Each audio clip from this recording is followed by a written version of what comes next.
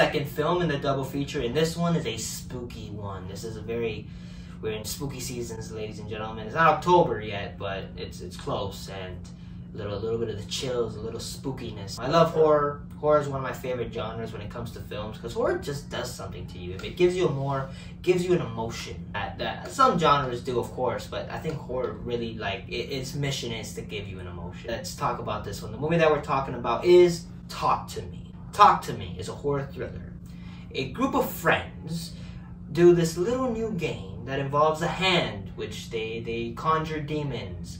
The group of friends enjoy it and have a new thrill, but things go a little too far and they release this demonic possession. And of course the film's runtime is at 94 minutes.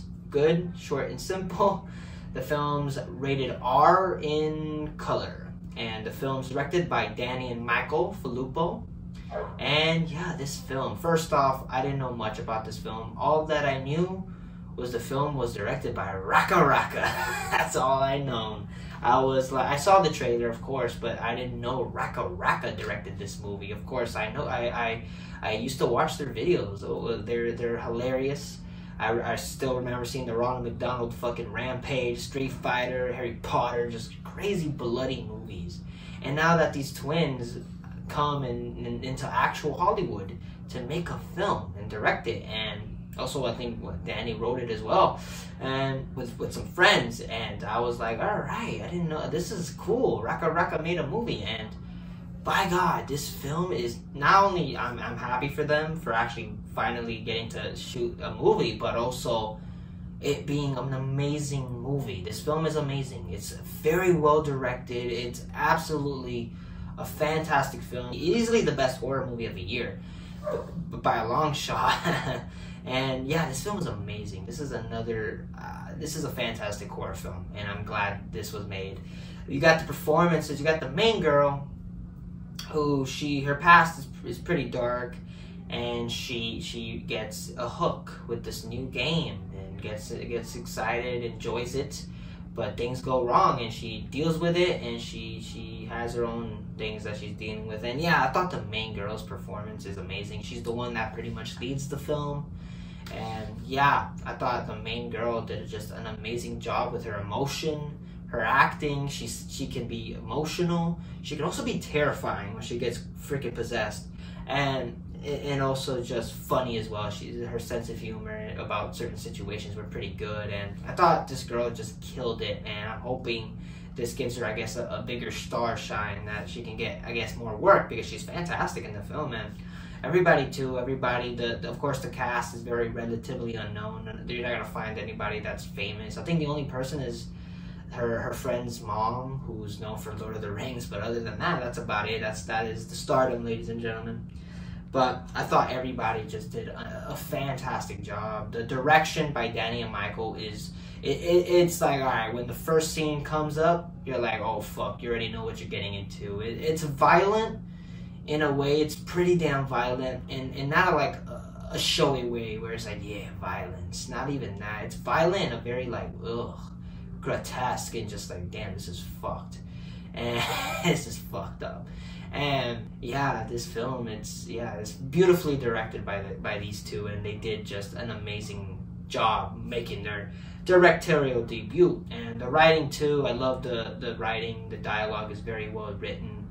It's nice, and the comedy, when there is some, it's pretty good.